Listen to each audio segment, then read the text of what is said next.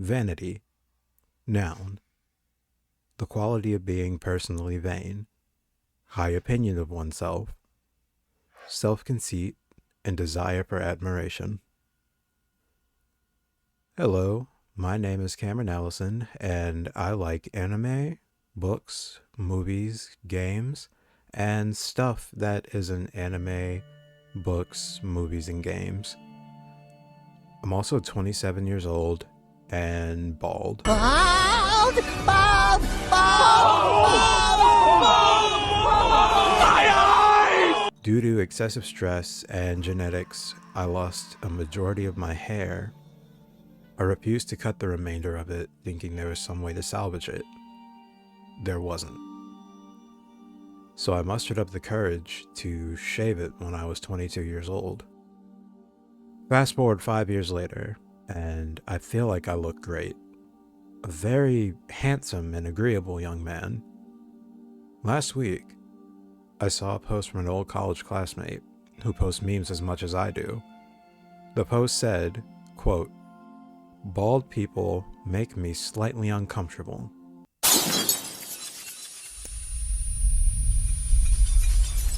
About a year of character development was lost. Bald people make you uncomfortable, eh? Well, I am so sorry. No, really, I'm sorry. And that's how I felt for a few days. What I am, that which leads people to mistake me for a man in his 30s or 40s, makes people uncomfortable? Well, what else does? How can I change the problem? What does everyone really think of me? I became painfully aware of everything about my person.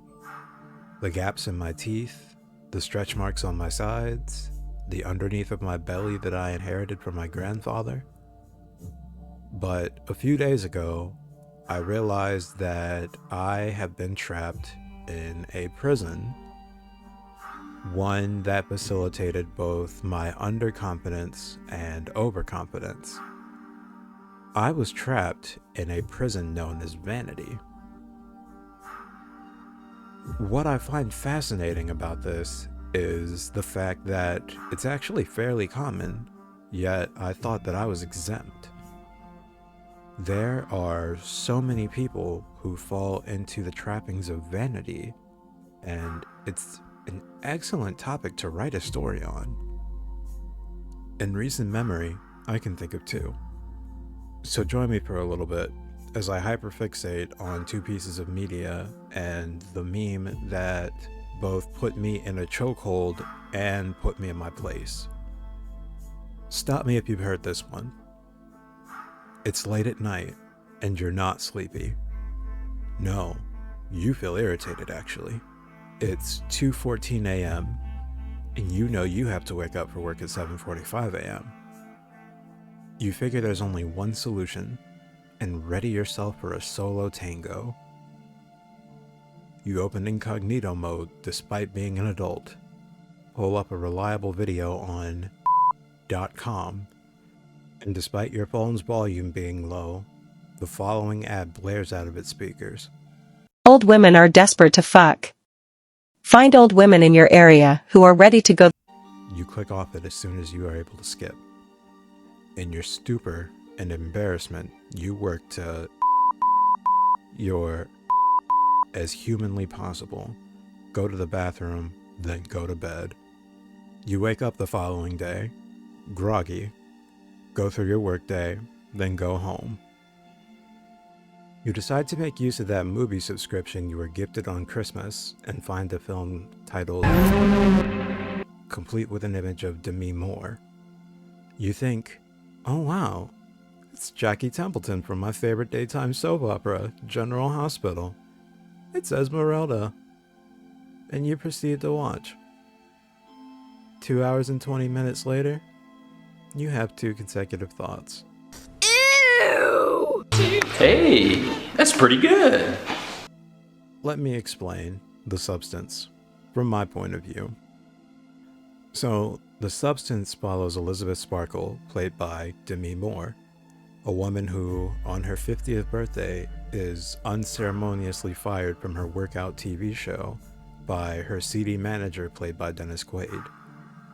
Despite how insufferable he was, I do not remember this man's name and have dedicated myself to not looking it up. He was indeed that evil.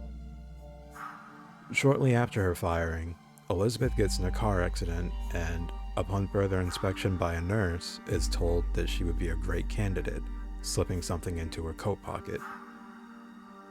What she would be a great candidate for is the substance. Yes, that is actually its name. What does the substance do? It allows you to become a better version of you. Their words, not mine. So she decides to go through with the experiment, and after a glorious body horror scene, Sue, played by Margaret Qualley, is born. The rules are simple. Each of them can exist for 7 days before having to switch back to the other person. No exceptions. When looking at the substance, I see a phenomenon that exists in every stretch of this forsaken rock we call Earth, where a woman's Worth. is placed on her looks and age. Director Coralie Fargeat does something much appreciated with the substance. She doesn't just explore this phenomenon, she satirizes it to an upsettingly good degree. Mind you, Elizabeth is played by Demi Moore. The Demi Moore. There are only a few characters in this film, 2 of them essentially being one, those being Elizabeth and Sue, and the rest are dudes. All but one of these men have this horrendous expectation. Since Elizabeth is quote-unquote old, she should just retreat, living the rest of her life in some kind of seclusion and take any shit that any man throws her way, move over for the younger model and get trashed. But here's what's so wild about the substance and where it gets deep in my opinion. Elizabeth doesn't outwardly say it, ever, but she essentially feels the same way that these men do. She takes the substance to become that younger model. The next hot new thing has to be her. If Elizabeth is to no longer be fawned over, then she will create an avenue for herself to somehow still garner that attention. She needs to be the center of attention, and she needs validation. This can be seen in her interactions, in her quiet moments with nobody around, which are some of the film's best, and in her literal house. I read this incredible article from House Beautiful titled, "I Go to Sleep Thinking About the Horrifying Apartment in Demi Moore's The Substance" before I watched the film. The article details the lack of personal effects in Elizabeth's home. Yes, there is furniture present, but it's clear that her apartment is meant for a single person. She has a small kitchen table, a small chair in front of her small TV, and no pictures on the wall of any family or friends. However, there's a huge photo of our girl Elizabeth, which acts as the decorum of the house. Her bathroom is sterile, with the most notable piece in it being a standard mid to upper body leveled mirror. I think you're starting to get where I'm going with this. If not, I'll give you 5 seconds to look at the title of the video again.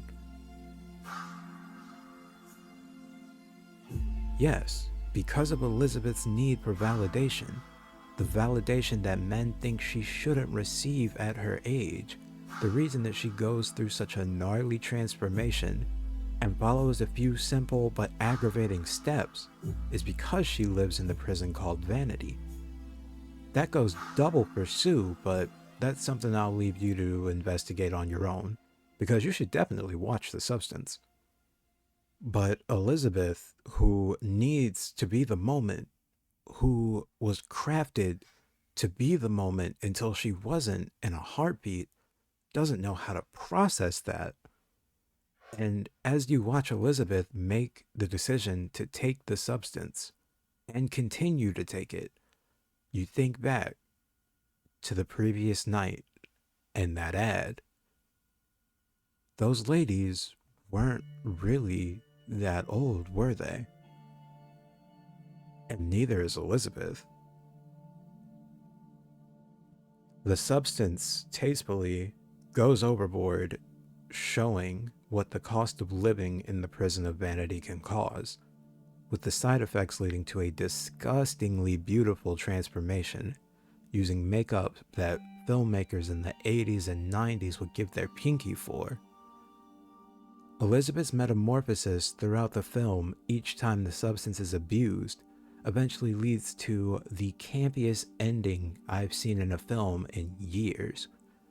The smart satire becomes a full-blown joke that you can't help but laugh at. The only spoiler I'll give is that the end result of who Elizabeth becomes throws up a whole ass titty before a bloodbath ensues. It sounds terrifying, but I promise it is so funny. And it's so over the top that the conversation of youth slapped me across the face. My story at the beginning of the video seems so trivial in contrast to this. Vanity doesn't bring happiness, and neither does beauty. Well, probably. Remember when I said I had two pieces of media that had me in a chokehold? Well, let me tell you about Kyoko Okazaki's sick manga Helter Skelter. I recently read Helter Skelter, which has another title that's a bit longer, Helter Skelter Fashion Unfriendly. Helter Skelter is a story about a model named Liliko, a woman who is nearly completely artificial, initially coming to her now manager as a young woman, overweight, underconfident, and considered not to be beautiful.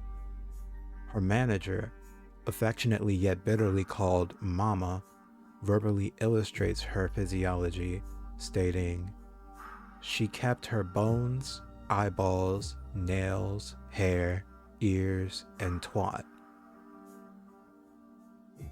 Willing to allow herself to use and be used to further her own goals, Liliko, whose body is deteriorating constantly and needs consistent, extremely unethical treatment and surgery, will do whatever she feels she needs to do. She wants beauty. She wants to be forever relevant in a world that is always moving forward and forgetting, and her mind is breaking over it. Thus, the handle Fashion Unfriendly makes perfect sense. Liliko's downward spiral is apparent from the first chapter, as is where her mindset lies. When the treatments are failing and a new round needs to be conducted, Liliko is afraid of everyone who pampers her leaving her, angrily proclaiming after a very short deliberation, "I will absolutely find happiness. If not, then I'll drag you all down to hell with me, or just croak like some dog."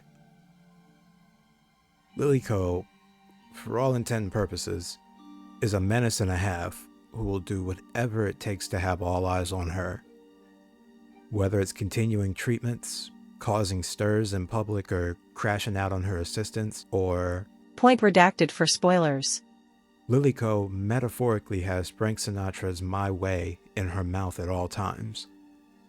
But what if I told you that this gets a little deeper? Remember Mama? Well, after one of Liliko's famous crash outs, we get this inner monologue from Mama, essentially saying, "She looks exactly like I did when I was younger." Miss Okazaki, you are an absolute genius, to say the least, for the layers on layers on layers that you are bringing these characters.